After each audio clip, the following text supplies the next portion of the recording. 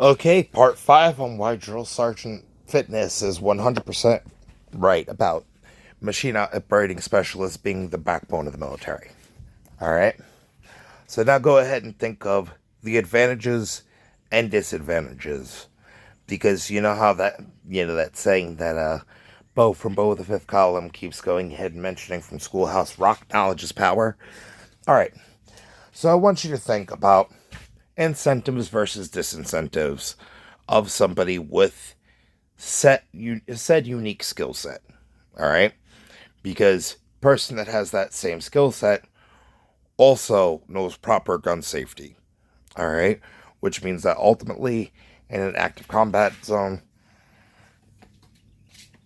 ironically enough, would actually have a higher survival likelihood than most people because of not having that same fight or flight impulse, having to react to it. How do you get desensitized from that fight or flight impulse? Constantly, perpetually, and repetitively be put in non-stop fight or flight situations. Alright? So now, somebody that already knows how to do that. Understand, do you know what's separating from that person from being legally allowed as well as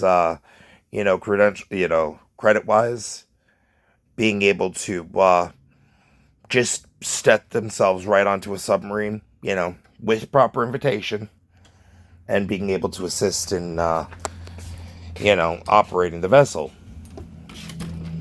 What would that be?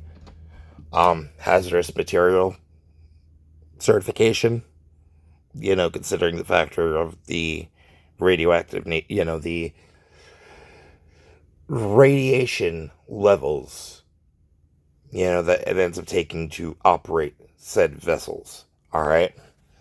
That radiation being that fuel that operates that submergent vessel. All right.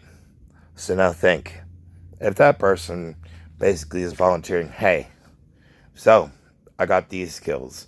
I want to brush up on these skills and I want to be able to assist in a more consistent way.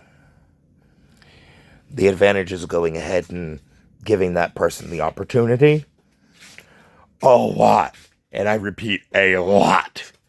Less training than somebody that didn't have that training from a younger age. All right.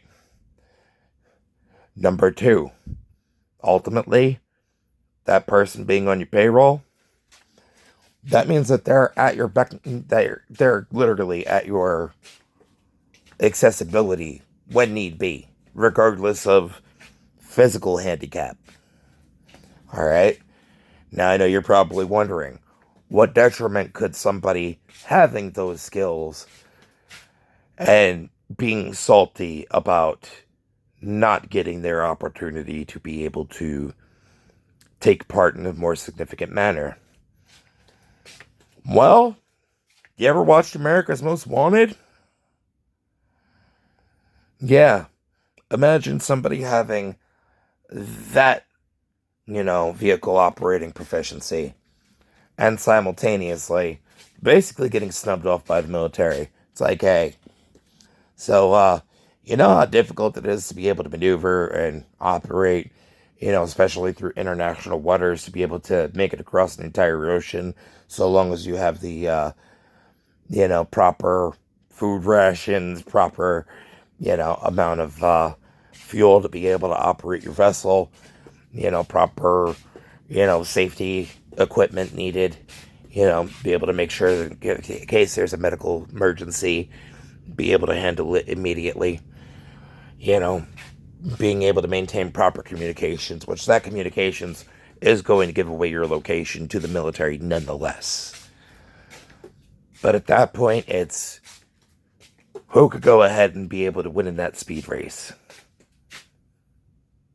The person that learned how to be able to operate on that 50-foot mini yacht, operating a smaller sports vessel,